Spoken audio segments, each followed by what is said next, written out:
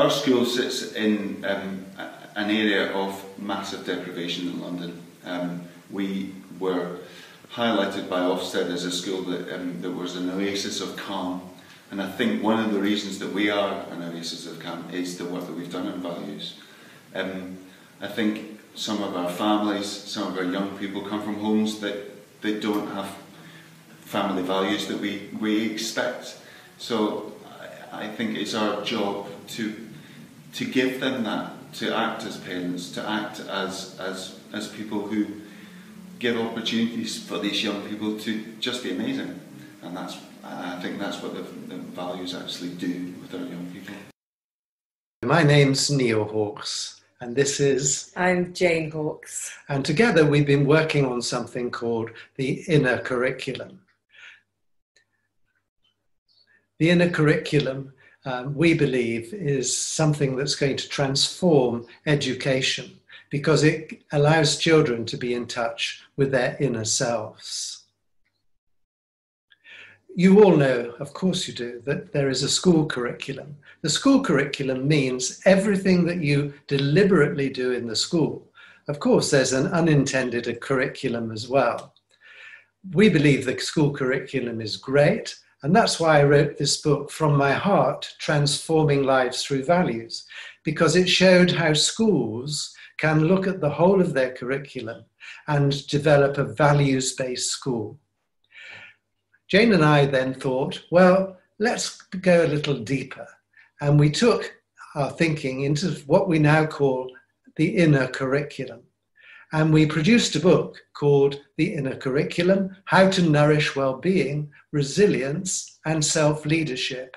I do recommend, if it's possible, that you have this book and give time to reading it, because our presentation can only be a certain length, and this book will really help embed the ideas we're going to talk about.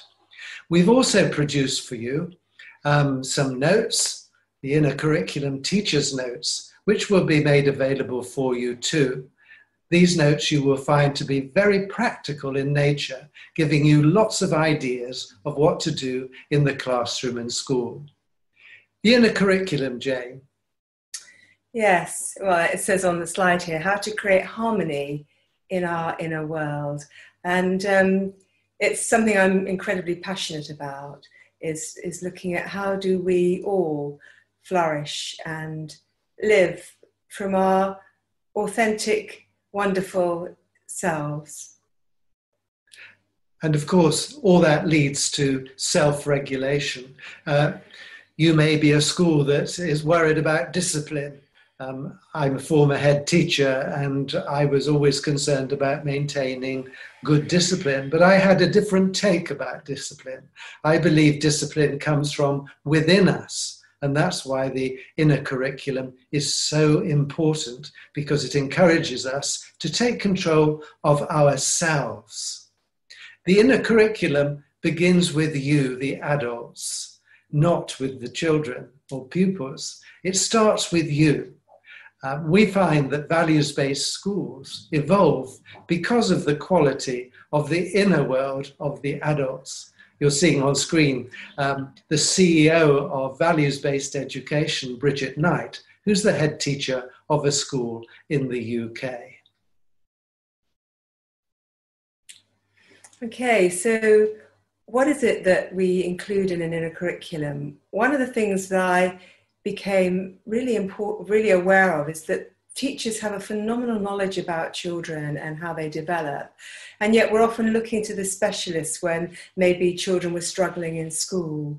And I wondered, what would it be like if we could support all the educators with a little bit of extra knowledge, so that not only can they be aware of their own inner world and feel more comfortable with themselves, but also to really support children in understanding who they are at a deeper level. And we're going to be looking at the knowledge, the skills and activities which help us to be more aware about our thoughts, our feelings, our emotions. And we have some young people doing a little mindful activity, and what we thought about when we thought about the inner curriculum was, what would it be like if we bring together the fabulous experiences that good education already has, the knowledge of the interpersonal neuroscience that's sort of flooding our world at the moment. Over the last 20 years, we've learned so much about the brain, and how are we helping young people and ourselves understand about our brain. And then there's a lot of knowledge in the area of psychotherapy, which is my professional background, that I feel is really relevant to people working, for all of us, working with children. It's not just to do with our own mental well-being, but there's some beautiful theories that just help all of us understand maybe why we do certain things and have more compassion when other people perhaps behave in ways that are very challenging. And then, of course, humanity's been on the planet a long time. And there's thousands and thousands of years of wisdom that I think sometimes we need to just gently tap into again. And as we go on this journey of the inner curriculum, you and each of your children will find that you too have an innate wisdom within you. How does the inner curriculum help us? Here's a group of children in Luton, which is one of our multicultural areas in the United Kingdom, and they have been working on the inner curriculum and values-based education for a number of years. The inner curriculum helps them because it develops their self-leadership. As I was saying about discipline, what we need children and young people to do is to discipline themselves, to be in control of their internal world of thoughts, feelings, and emotions, so that they gain agency. There was a huge piece of research in Australia to show the benefits of values-based education. And one of the benefits it showed was that values-based education develops that wonderful capacity to be in control of oneself.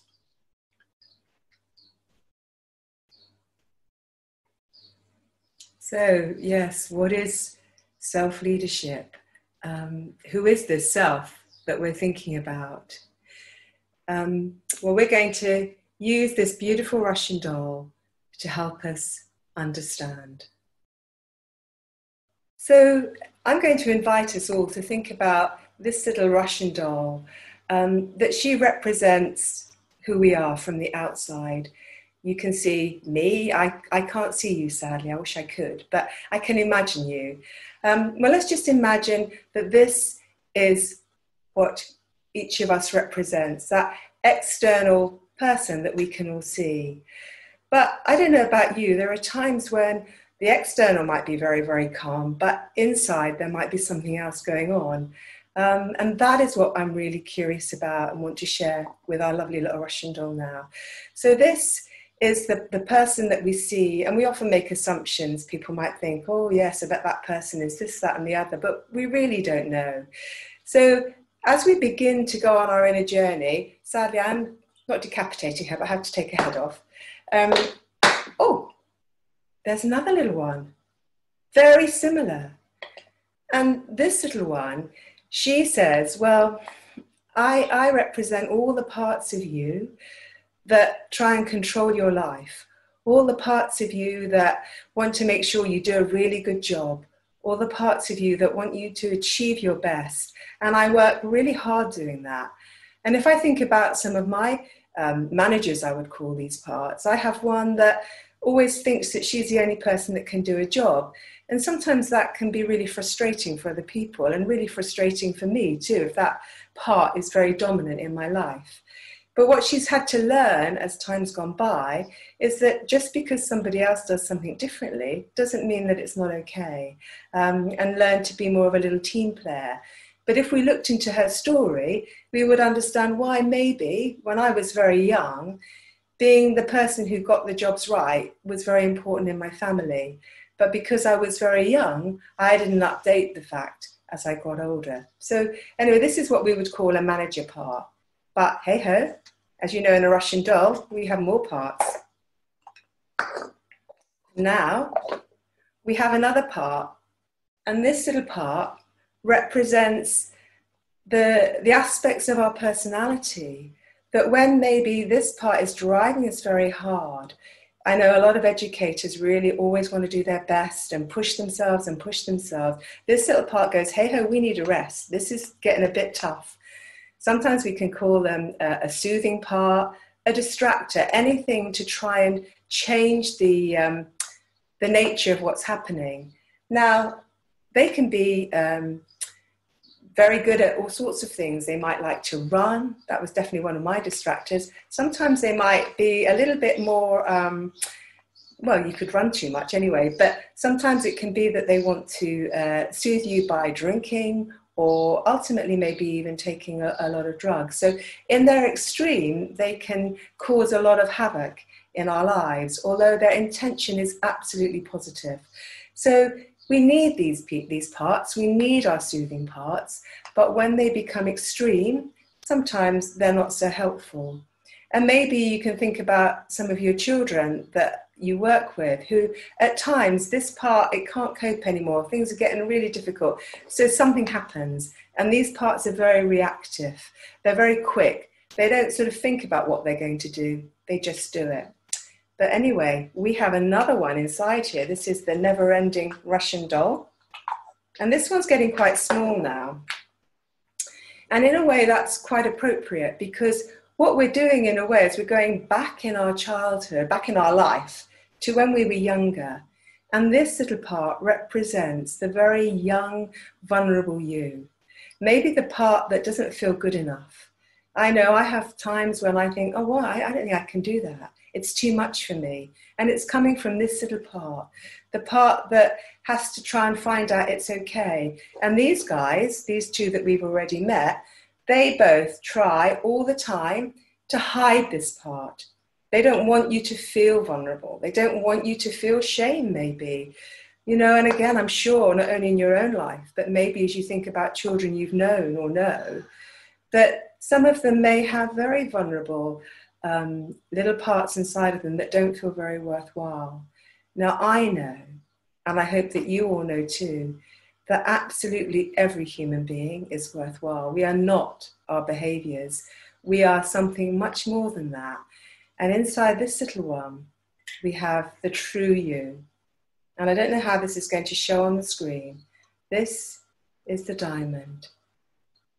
This is the essence of you, the essence of every single one of us.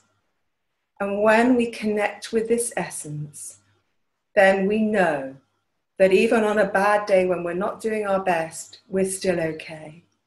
Then we know that even when somebody else is behaving in a way that might be challenging us, that we can have compassion for them and have an open heart towards them. So this is just a very brief introduction to the idea of the internal family system that each and every one of us carries within us.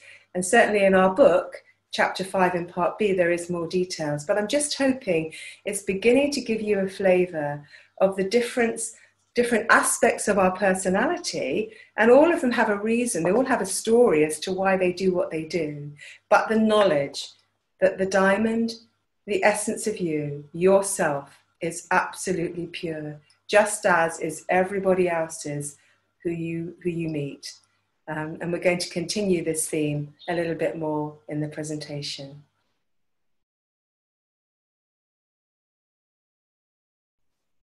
Thank you, Jane, for explaining to us about the Russian doll. It's a great example.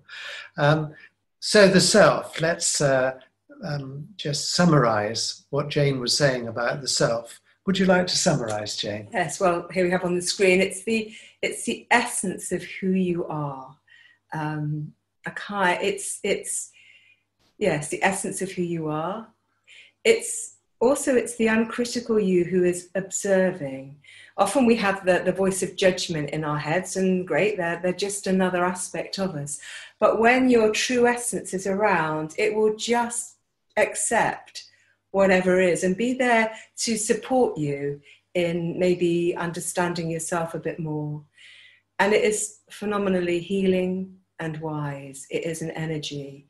We often talk about, you know, if you hurt yourself, if you break a bone, you may need to have even some metal in your bone to help the bone knit together, but it's you that does the healing. And this energy not only can heal your physical body, but it comes alongside your emotional body too. I'm hoping this is going to help really explain what we've been talking about now. The inner curriculum, in my view, helps us to attune with ourselves and others. How does it do that?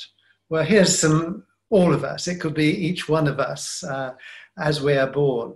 As Jane said, the essence of us is always okay.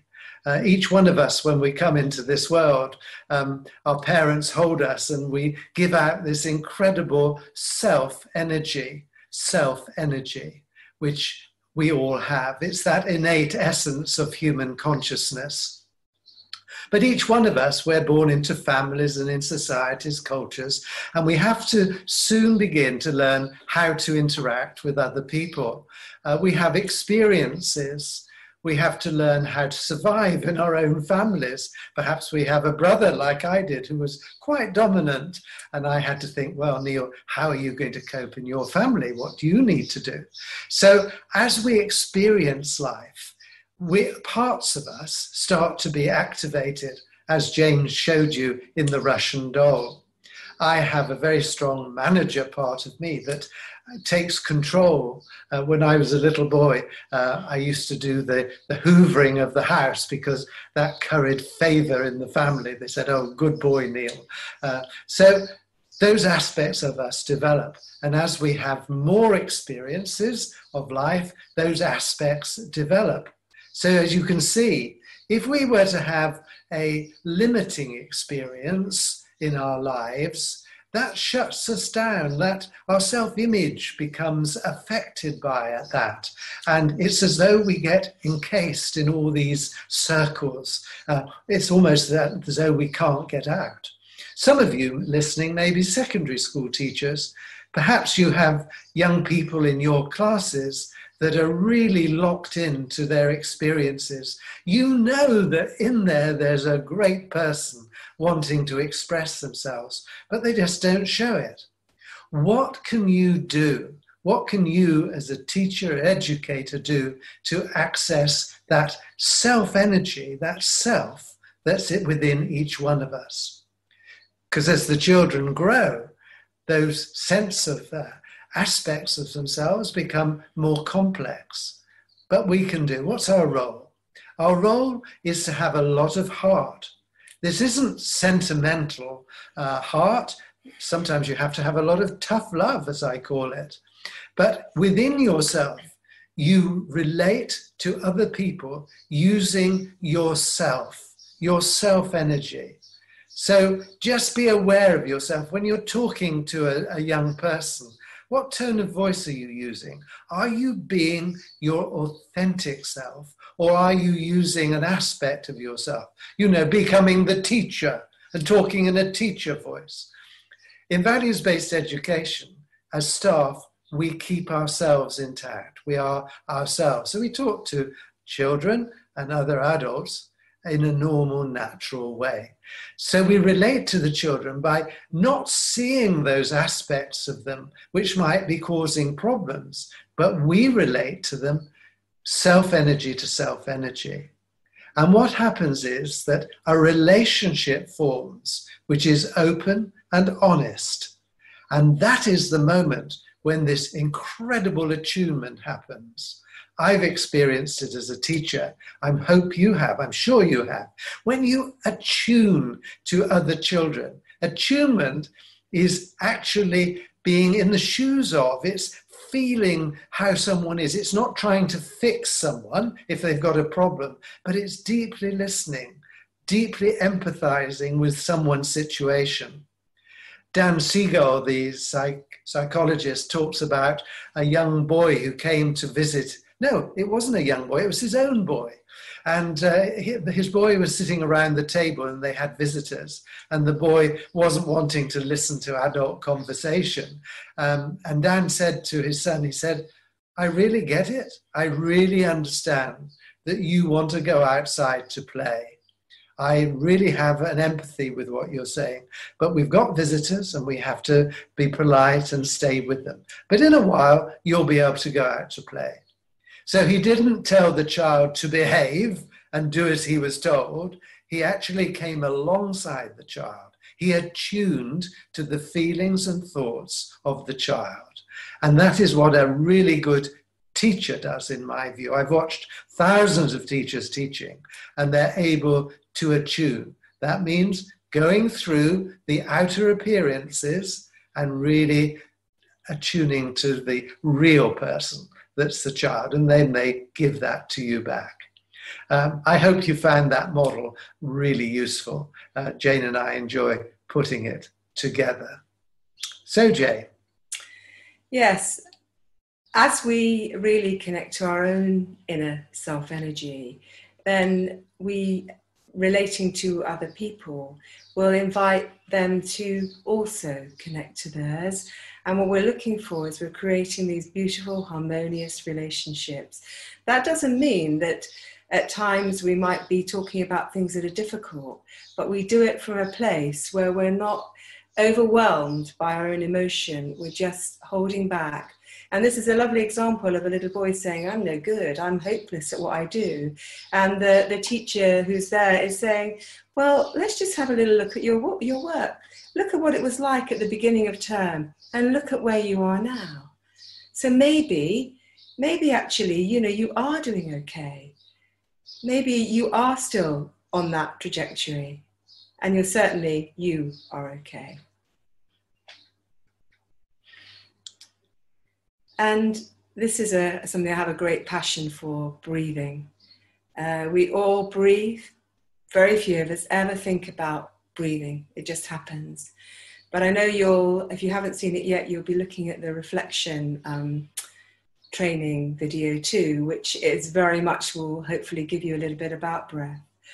But here we have the example of very young children and the teacher lying down on the ground, feeling that beautiful connection that you get with the ground when we lie on it with our spine, feeling that connection with the earth. It starts to relax our bodies.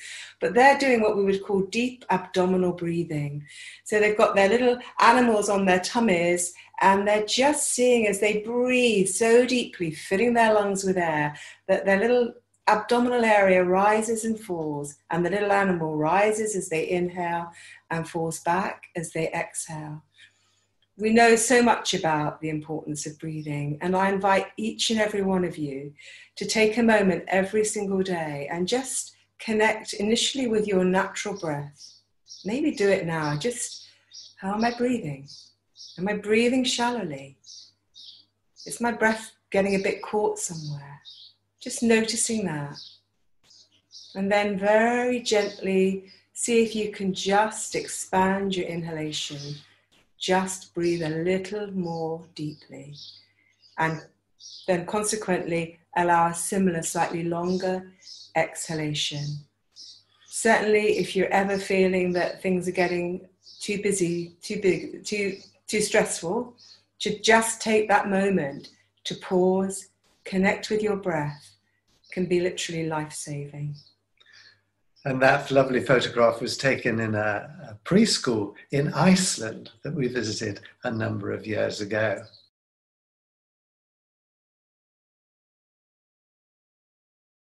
Now we're going to explore what we've termed the pause bottle.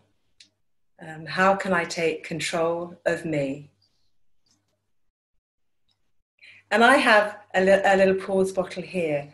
And what this does is it represents what happens when any of us get either overwhelmed by thinking, when your mind is churning, or you have an emotional overwhelm. It's as if instead of being calm and clear, we become like this, just shaking the bottle. We're fizzing. Children love this. Children love the capacity to be able to see what it's like when, for whatever reason, we become overwhelmed. And then they begin to see that with time, we actually settle. Now, our pause bottle is quite old, and sometimes you can put a little bit of oil in them because this is just water with glitter or something that's not plastic. I think you can get non-plastic glitter now too, but it has a little bit of oil in it. Some people do now, just to keep the glitter still whizzing around. But it's something I think we all need, just to remind us that it's part of being human. It means that sometimes we do get overwhelmed, and we need that time to pause, to just pause, breathe, allow ourselves to settle so our innate clarity can come through again. Sometimes it can take a long time for us to settle, sometimes maybe a few minutes, but I recommend not only the children have one of these, but every adult too. So this was a school in Sweden, and we were teaching the children how to pause and to regulate their emotions. And we came up with the word pause. Pause powers for pupils. Pause is a lovely word because it gives us the letters to help children to pause. P is for peace. So we teach children how to be still, how to go internal, how to do a body scan on themselves to see, am I a little bit upset at the moment? Am I becoming too showing off or something like that? How am I?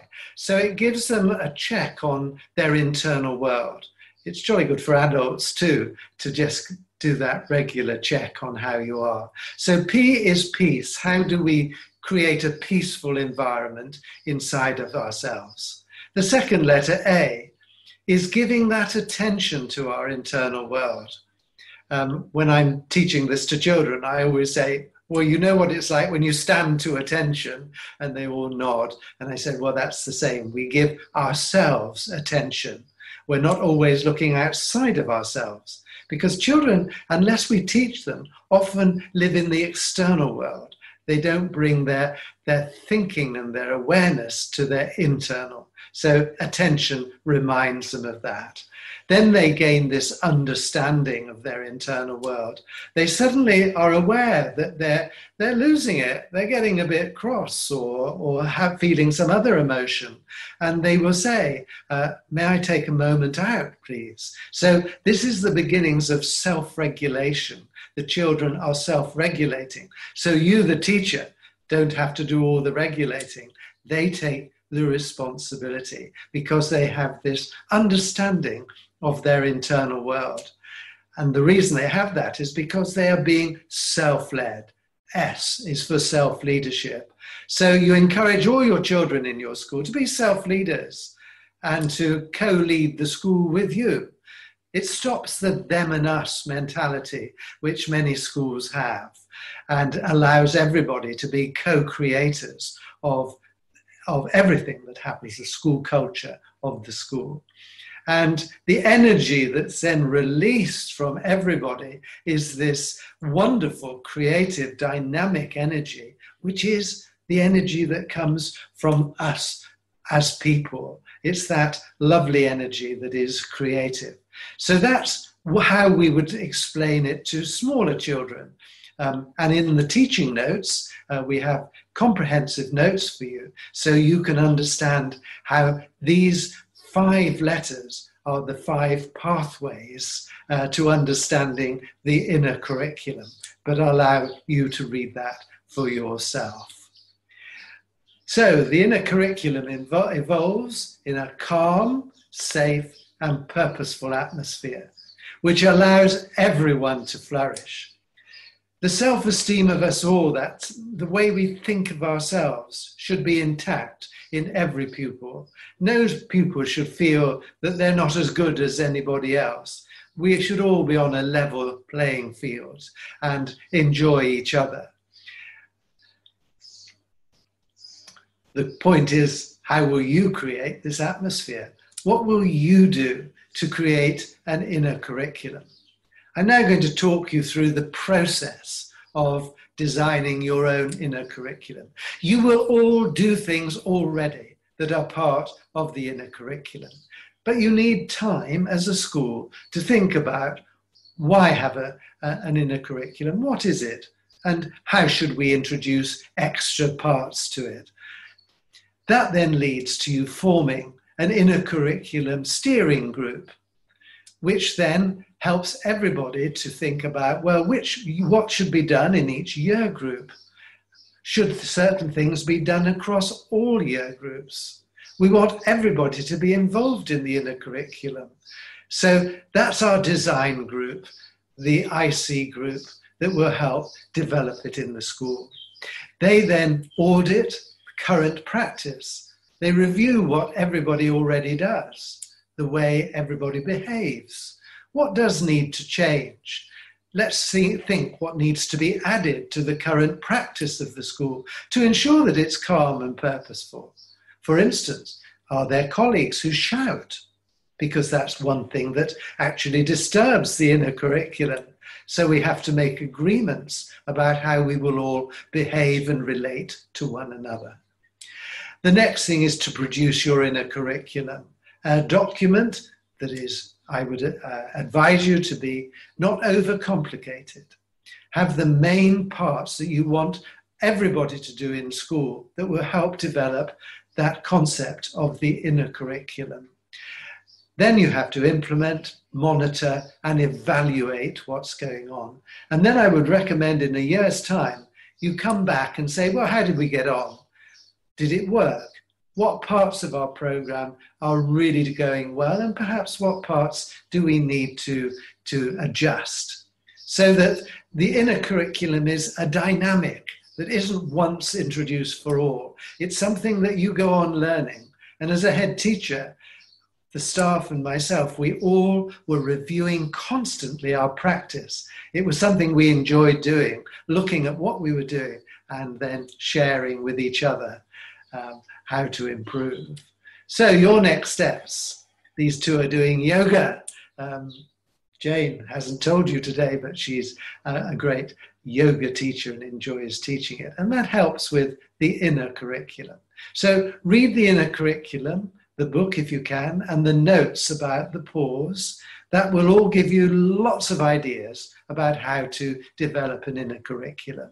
Follow the inner curriculum process and then flourish. As a school, feel that you are flourishing and that every child, every adult is at your school because they feel motivated, they want to learn, they relate to each other well. That's what a values-based school, that's the gift of a values-based school. It leads to the flourishing, not only of the children in your school, but the flourishing of humanity.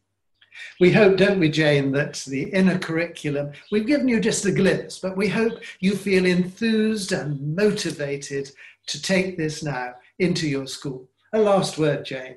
Well, thank you so much for listening to us both this afternoon, well, to whenever you're listening to us. And, you know, I hope that we will meet sometime. You, Neil and I would love to come and support you in whatever ways we can, or through Zoom or whatever. You know, please do keep in contact and let us all hope that the whole of humanity can really flourish through brilliant education, which I know is what you're offering.